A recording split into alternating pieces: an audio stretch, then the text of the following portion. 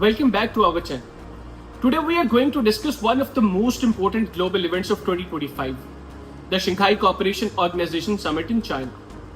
This summit became a defining moment for South Asia because it took place right after the India-Pakistan War of 2025, a war that changed the balance of power in the region. In this video, we will compare the speeches of Prime Minister Shehbaz Sharif and Prime Minister Narendra Modi. We will analyze why India is no longer a global player after its defeat in the 2025 war, and we will show that how Pakistan is geopolitically rising and becoming a central player in regional politics. Stay tuned till the end because this discussion will reveal why this SCO summit may be remembered as the turning point of South Asian geopolitics. Viewers, Narendra Modi arrived at the SCO summit 2025 carrying the burden of a military defeat. His speech reflected defensiveness and frustration. Instead of focusing on cooperation, Modi repeated the same rhetoric about terrorism and security threats. He tried to shift blame onto Pakistan for India's failures. But the global audience, especially the SCO leaders, were not convinced. Why? Because after the 2025 war, it was India, not Pakistan, that lost credibility. India's military shortcomings were exposed.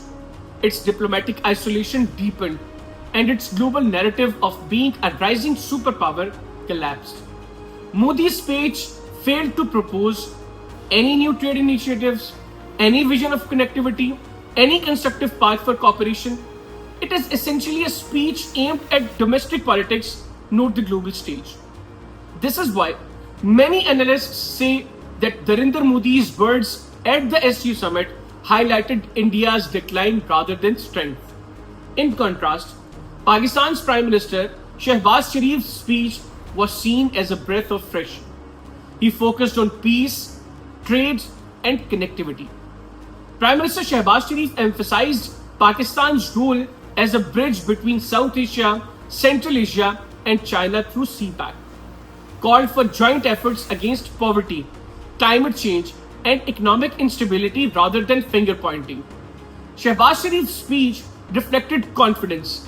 It showed Pakistan as a responsible state that, despite going through a war, still believes in cooperation and stability. The response was clear. China backed Pakistan's vision wholeheartedly. Russia appreciated Pakistan's stability narrative, and Central Asian republics saw Pakistan as the key to regional connectivity.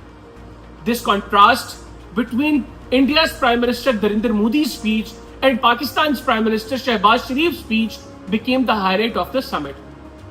Let's dig deeper into why India lost its position as a global player after 2025. Number 1, military defeat in 2025 war. Viewers, India was exposed as militarily unprepared. The war showed that India's conventional forces were overhyped. Despite big defense budgets, India failed to achieve its objectives against Pakistan. Number 2, diplomatic isolation. During the war, very few countries supported India openly. The United States stayed neutral. Russia tilted towards China and Pakistan, and even Middle Eastern countries' allies distanced themselves. Number 3, economic stagnation. The war put India's already fragile economy under pressure. Foreign investors lost confidence, and global companies started looking towards more stable regions. Number 4, loss of narrative power. India had long sold the narrative of being the world's largest democracy and a rising power. But the war, coupled with Modi's aggressive speech, made India look weak, isolated, and insecure. Simply put, India is no longer viewed as a global player. While India declined, Pakistan found new opportunities. Number 1, strategic alliance with China. Pakistan's deepening ties with China through China-Pakistan Economic Corridor and Belt and Road Initiative gave it strategic importance. The SCO summit reinforced the both. Number 2, military resilience. Pakistan's ability to defend itself in the 2025 war increased its credibility as a regional military player. Number 3, diplomatic wins.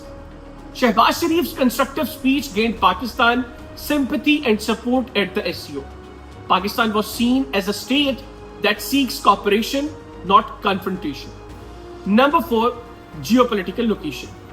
Yours Pakistan's geography makes it the gateway for trade between South Asia, Central Asia, and Middle East.